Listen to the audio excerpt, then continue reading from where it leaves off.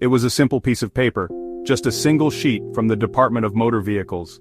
That document, with a home address, became a death warrant in Los Angeles, a city where dreams and danger coexist.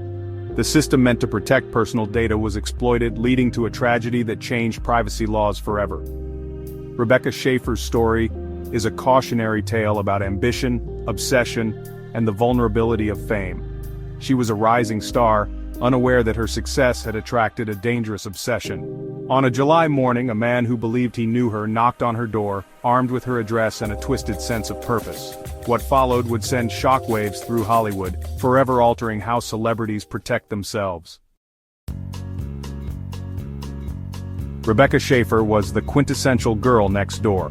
Her journey from Eugene, Oregon to Hollywood, a classic tale of ambition. She started as a model, then moved to New York to pursue acting, quickly landing roles thanks to her talent and drive. Her big break came in 1986 with the sitcom My Sister Sam, making her a household name. Audiences loved her charm and comedic timing, and she soon sought more challenging film roles. By 1989, she was earning critical acclaim, proving herself as a serious actress. At just 21, Rebecca stood at the threshold of stardom, beloved by fans and respected by peers. But her growing fame also made her a target, drawing the attention of someone whose obsession would turn deadly. The very success she worked for became the source of unimaginable danger. In Tucson, Arizona, Robert John Bardo was just another face in the crowd, until the night he first saw Rebecca on television. Alone in his dimly lit living room, the flickering blue light of the TV became his only companion, and Rebecca's image filled the emptiness in his life. What began as innocent admiration quickly spiraled into a consuming obsession. Night after night, Bardo watched her every appearance, memorizing her lines, her gestures, and even the smallest details of her smile. He poured his feelings into dozens of handwritten letters, convinced that he and Rebecca shared a secret, unspoken bond. Each letter was more desperate than the last, as he imagined her reading them and understanding his devotion. Bardo's fixation grew stronger, pushing him to take drastic steps. He scraped together what little money he had and traveled to Los Angeles, determined to meet her in person. But when he arrived at the studio gates, reality hit hard. He was turned away, left standing outside, invisible and rejected. Humiliated, he returned home, but the rejection only fueled his fantasies.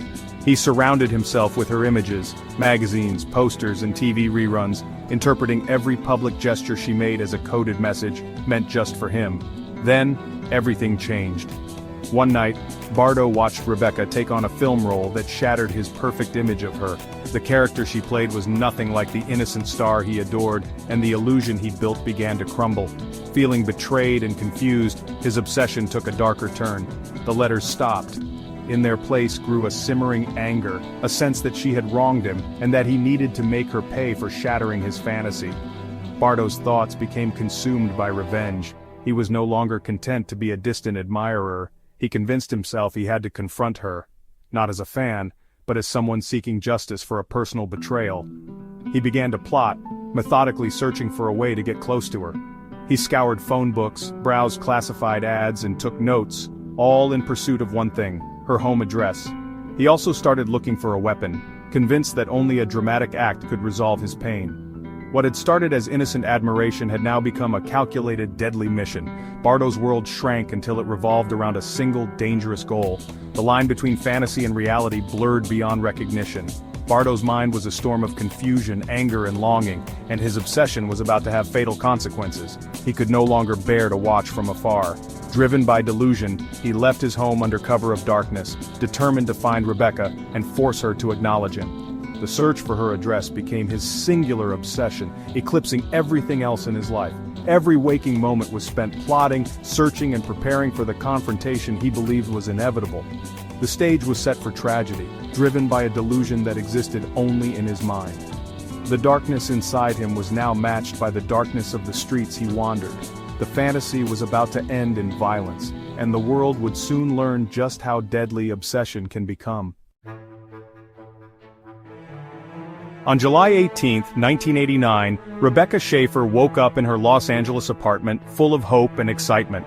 She was preparing for a major audition that could change the course of her career, her morning routine filled with anticipation and nerves. The city outside was just beginning to stir, sunlight filtering through her window as she rehearsed her lines, unaware that her life was about to take a tragic turn. The doorbell rang unexpectedly. Rebecca assumed it was a delivery, perhaps a script or a package she'd been waiting for. She had no reason to suspect that danger was waiting on the other side. Outside stood Robert Bardo, a troubled young man who had traveled all the way from Arizona. Clutching her address, which he'd obtained through disturbing means, he was determined to see her face to face.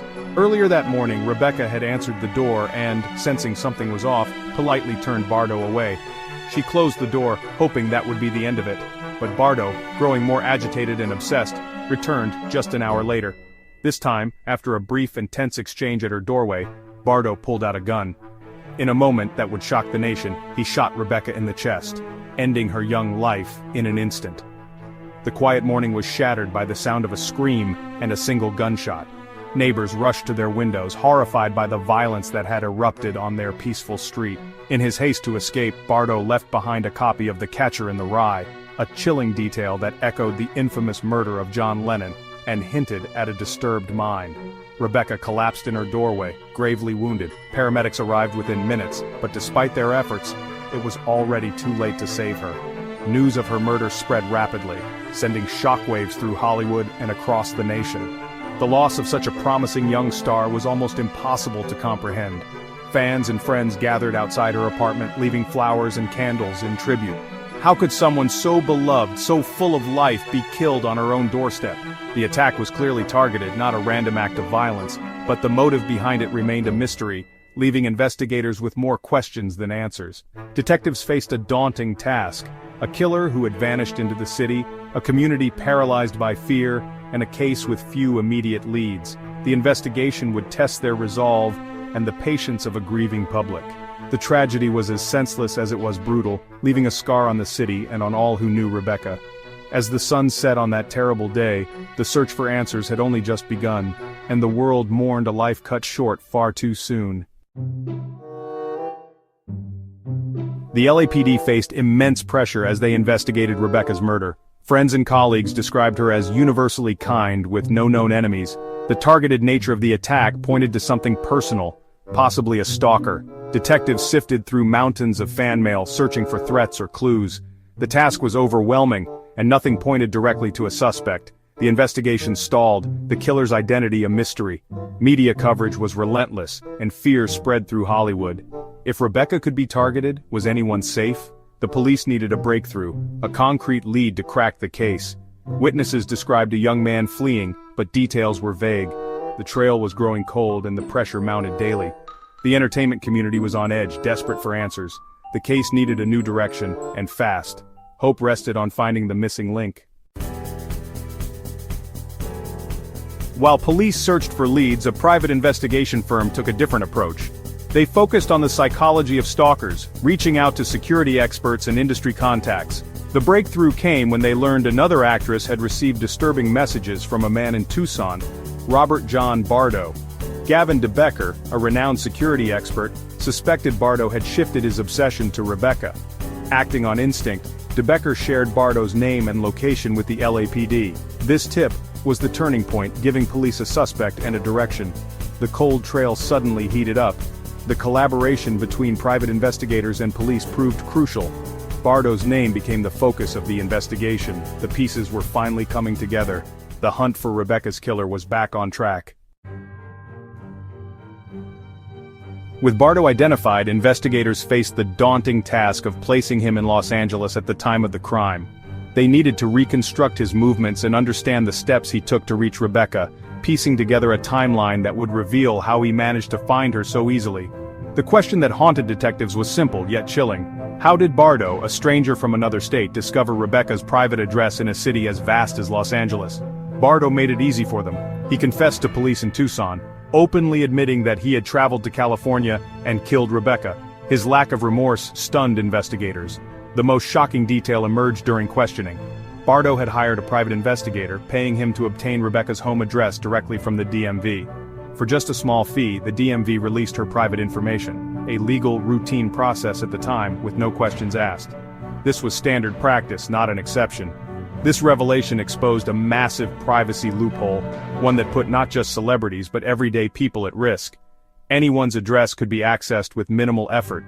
The very system meant to protect citizens' identities had failed catastrophically, leaving countless individuals vulnerable to stalkers and criminals. The murder was not just the act of one disturbed individual, but also a glaring failure of institutional safeguards and government oversight.